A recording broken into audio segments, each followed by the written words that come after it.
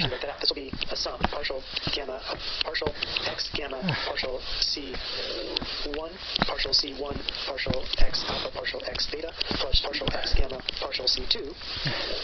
This is squared here. This is squared there. Partial C2, partial x alpha, partial x beta, and likewise negative 3, right?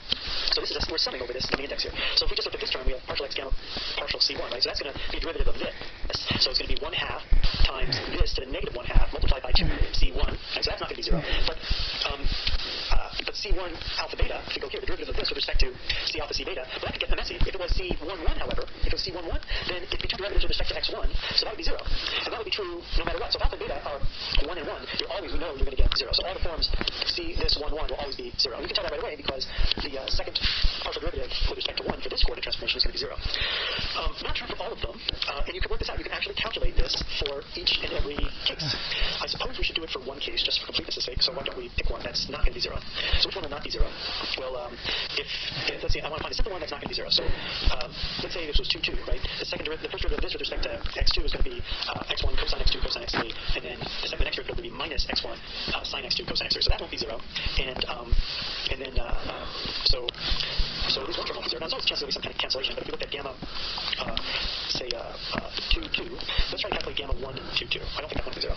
So this is guaranteed to be a thing, but let's persist and see if we can make this work. In fact, I'm pretty sure gamma 2, 2. I remember gamma 2, 2 is probably gamma 1, 2, 2 is probably the only one that's not equal to 0 in the spherical system. I'll double check that. I don't exactly remember offhand. But anyway, what do we need to calculate? The first term we need to calculate is partial x1, partial psi 1, partial squared psi 1, partial x2, partial x2, like that.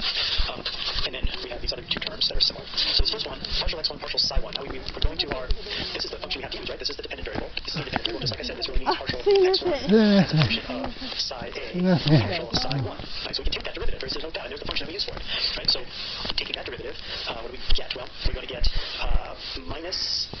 we're going to get 1/2 of, and then it's everything inside these parentheses, right? But notice, with all the stuff that's inside these parentheses, it's actually, it's r squared, right? Squared, r squared, interesting. So we get, you'll see that'll simplify things in a moment. So it's e1 squared plus e2 squared plus c3 squared to the minus 1/2 times 2c1. So this will simplify to c1 times, and then this thing here, right, is just 1 over x1. So it's c1 over x1, right? That's what the first term is.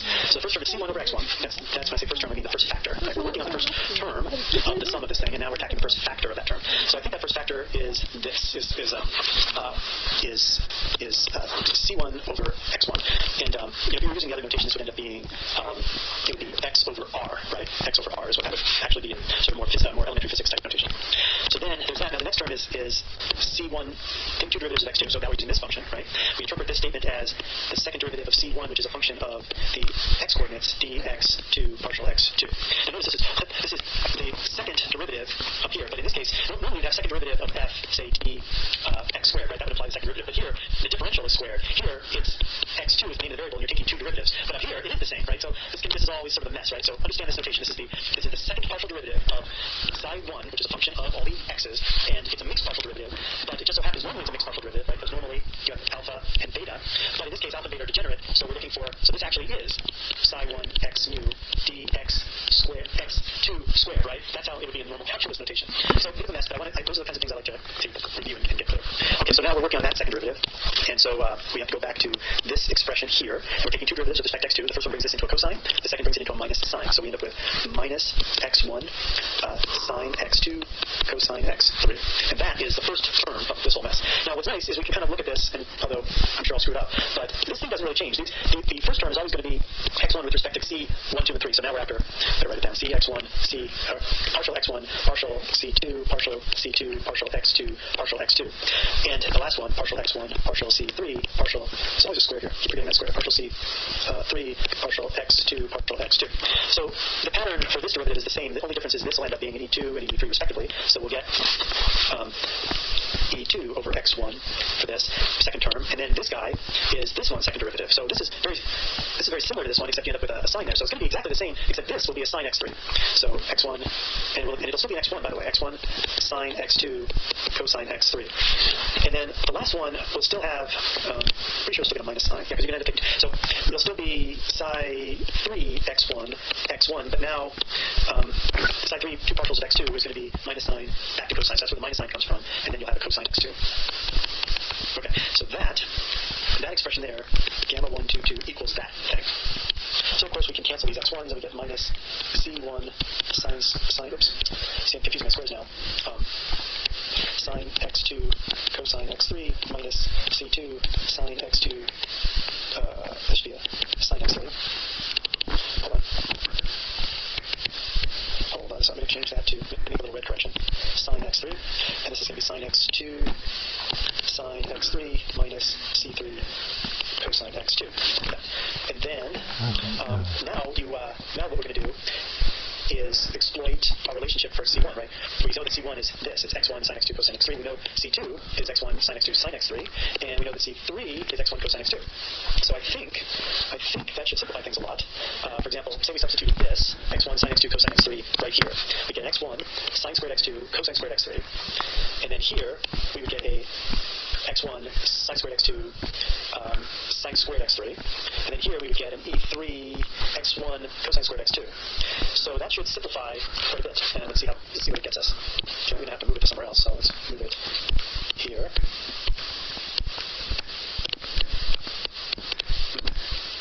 All right, let's move it here and try to execute those substitutions. See if I can get this straight. Those substitutions would then look like minus x1 sine squared x2 cosine squared x3 minus x1 sine squared x2 sine squared x3 minus x1 cosine squared x2, which equals minus x1 sine squared x2 times cosine squared x3 minus sine squared x3 minus cosine squared x2. Whoops, these become plus signs, right? Because I put down a minus. So this becomes a 1, and then this becomes a 1, which equals minus x1, which in terms of the regular, which is minus r, right? So gamma 1, 2, 2 equals minus r. And so there's a calculation of that one particular Krasnappa symbol. Bit of a pain in the butt, but at least we got it. Now we could look at others, right? Do we expect any others to not be 0? How would we think about that to figure out whether others would not be 0 or not? Well, never mind. I mean, I've already got through that one, so going through it would be crazy. But the point is this isn't a practical example of how you calculate these connection coefficients. And it can be done for any system as long as you can write down what we need to write down. We need to write down, you need to be able to write down the actual transition functions, right? Once you have these transition functions, you can calculate these connection coefficients. In this work, it was all flat space, right? So we were dealing with purely a coordinate transformation. There was nothing else than a coordinate transformation. And to understand this in the context of the special relativity that we were talking about in the beginning, we know that the metric, the flat space-time metric for all of space, is this minus 1, 1, 1 form. So what is the metric in the new coordinate system? In the new coordinate system, you know that this interval, this tau interval, this interval of proper time, that's invariant. Right? And we know that it equals n alpha d c alpha d c beta. And we know that you can convert this by just using a chain rule. Has d n alpha d c alpha dx mu dc beta dx nu dx mu dx nu. And this object here is g alpha beta, which is a function of space-time. dx mu dx nu. So the flat space-time metric gets converted into a different metric using this prescription here. And that prescription should be entirely recognizable to you as the result of the change of the coordinate system. It basically changes the coordinate system. And it goes right back to our what is a tensor lecture for how the components of a 0 to tensor transform, right? And that's all it is, right? You can look at it from this perspective as simply the chain rule. And in fact, in most of these courses, that's all they do to get you there. They say, okay, this is now the definition. Something that transforms that way, this is the definition of a 0 to rank tensor. But anyway, that is what the metric is. But this is still a flat space-time metric. GAB, the way I've written it, is a flat space-time metric because I've stipulated that in this particular space-time, the entire thing, actually, right, this should be, the way I've been doing the notation, this should be C, right? C sigma, because it's a function of the inertial coordinate system. And this would be a function of the new coordinate system, which is some arbitrary coordinate system. But since I stipulated that there is a coordinate system where the metric is flat and constant everywhere, this is still a flat space-time. It's just expressed in different coordinates. Now, when I relax that assumption, when I say, no, it's only true at a single point, right? Whatever the metric is in this space-time, I can only guarantee that at a single point, or truly along a single line, a free-falling observer, but at any given point for sure, I can take this coordinate system, I can take whatever coordinate system I'm running in, and whatever that metric is in that coordinate system, I can convert it to a different coordinate system where at that point the metric will look like this. But I can only do it by a point-by-point basis. That's the application of the Einstein equivalence principle to our physics. And that's not a trivial or arbitrary maneuver. That's actually very profound. What I'm basically saying is I'm not dealing with the entire flat space-time of special relativity. I'm not dealing with it where n alpha beta exists everywhere in this inertial coordinate system. But I am saying that there is a coordinate system covering this general relativistic space-time, which would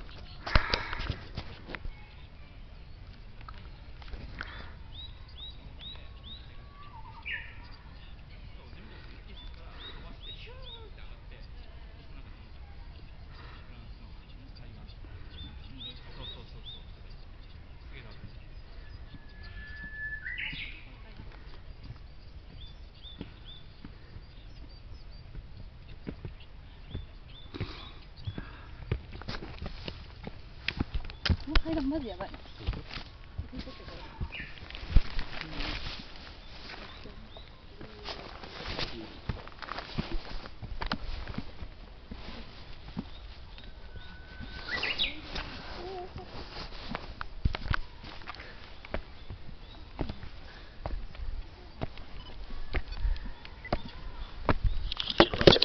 So you can ask, well, what does this mean by elementary? I mean, are we just going to sort of talk about it in descriptive terms? Am I just going to say, oh, you know, it's like you put a mass on a rubber sheet, and then everything kind of runs around the rubber sheet in a certain path that's bent because the rubber sheet is bent, or something silly like that? And that's not even elementary. That's just nonsensical, cartoonish stuff. That has nothing to do with the level of work we're going to. We're actually going to cover a lot in detail about how general relativity works. But elementary is essentially what you would talk about to be I suppose we would say a one-year course, right? Certainly a one-semester course would be elementary. But a one-year course is, I think, more the idea of where we're headed. A total one-year course. I don't know how long it takes us to get there, actually. But I'm thinking if you're in a regular university, we'd be thinking about a one-year course. I'd like to get into some topics that are certainly intermediate, but we are going to begin with the elementary notions. The thing is we've actually covered a lot of the elementary notions in many ways when we did the What is a Tensor series of lectures. So organizing the class and getting the prerequisites down, that's really the goal of this first lesson. So let's talk about the prerequisites.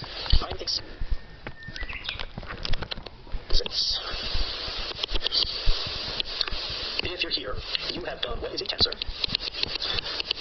You have done the What is a Tensor playlist probably through lesson 21. There's 30 lessons in this playlist. You don't need them all to get started with this class. However, up to 21, I think, is logical. That is, pretty much once I get on this massive 20-lesson diversion into forms in that playlist, you can stop there for now, right? Well, ultimately, we will have to come back to it and apply. If we're going to go anywhere near the upper edge of elementary into intermediate, you will definitely need to work with forms. But in the beginning, not so much. So we can skip that part.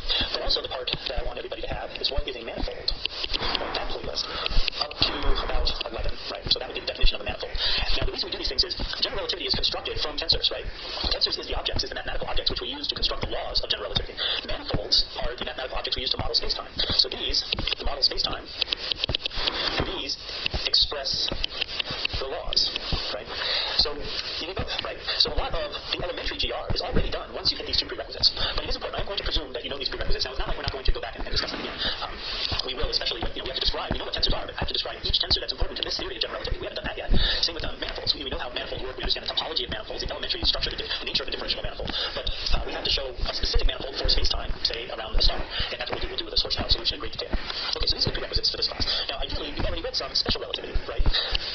Special relativity is not very difficult compared to this subject. However, people's students have different exposure to special relativity, and those exposures vary widely in how deep and how complete they are.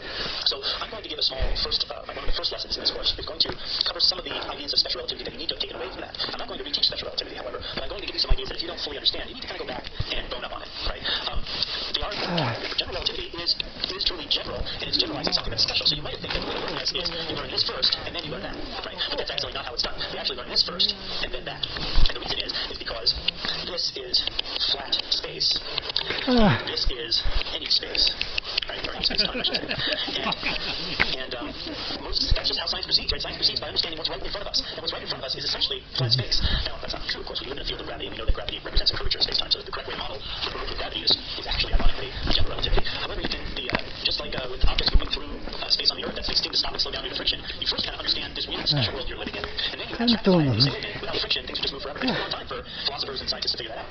In fact, well, they were entirely philosophers at that point. So we're kind of dealing with the same thing. We create create a flat space world in the one we live in because it makes sense, it's easiest to understand mathematically, and there's no hint of any of this. But once we understand this, a few other additions, that's where we generalize. A special example of it. So the point being that we learn special relativity first, and we will, after review some of those concepts, probably the first lesson. So these are prerequisites. If you have to be comfortable with special relativity, and this playlist up to 21, and this playlist up to 11. Okay, now the other thing that we should talk about is the inevitable question, books. Right? I'm a big believer in reading books about general relativity.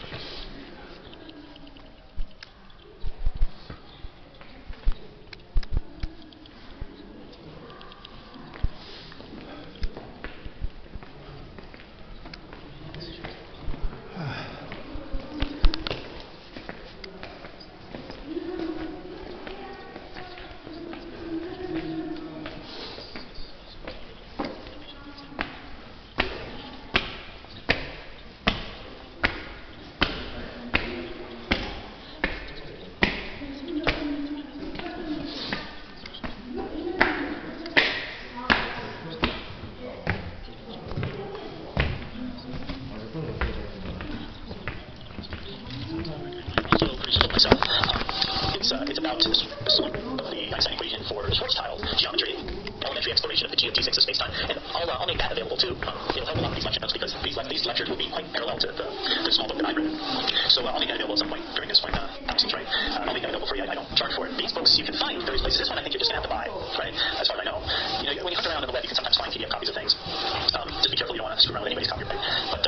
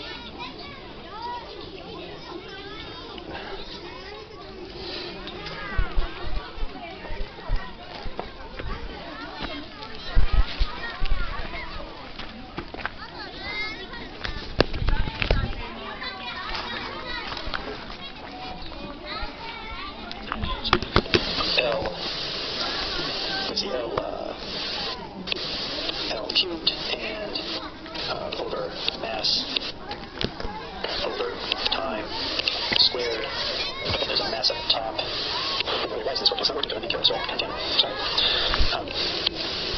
Sorry. This is obvious, right? So this L, you end up with length cubed in the numerator, right? Length cubed in the numerator, you end up with one factor of mass in the denominator and second in the denominator. Okay. So squared. So this is what the units are for the gravitational constant. But we're getting rid of all that, and we're calling it equal to 1. Now, C, the normal units are, I keep confusing myself, is because M, capital M is supposed to be units of mass, but M corresponds to meters, so I think length, that's what's going on.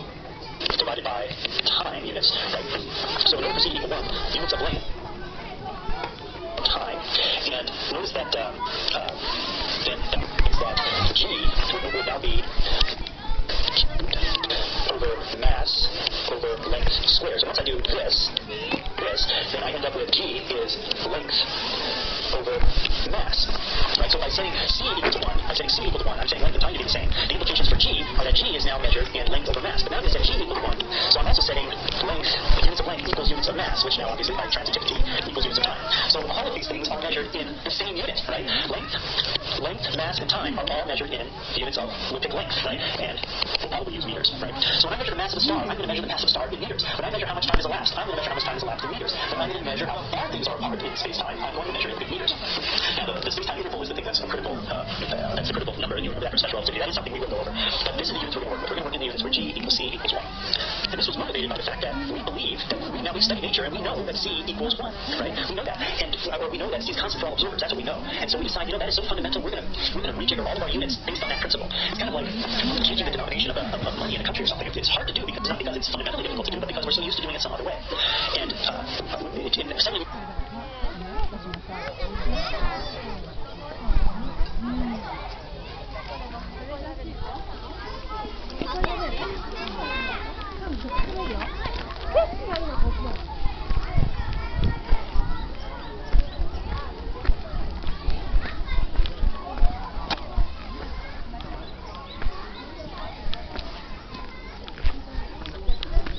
about the true nature of, and we want to make a change. It would be very similar, like there's a movement out there to take pi as 3.14 and to change it. I think they want to change it so the fundamental number is 2 pi, or is it 1 pi, or is it pi over 2? I can't remember. But there's a movement out there to change the key number from being 3.14 to twice that, because it makes our equations easier. Now, that's much more arguable, because you're really taking a subjective question about whether or not an equation looks easier. In this case, we're actually dealing with something that you can't really argue with. C is such a fundamental part of what space-time is all about. The speed of light in space, or the speed of any self-propagating energy in space. I don't want to say light is the only form, right? There could be other forms. For example, if neutrinos didn't have mass, they would all travel at the speed of light. Turns out they didn't have mass, so that's not fun. But for a while, when I started studying this, it was unclear. So this is so fundamental that it's screaming at us to make this the fundamental constant, to measure all of these things in the same units, and that's what we're going to do. Now, there's another issue that's probably worth talking about a little bit regarding energy, so let's look at that.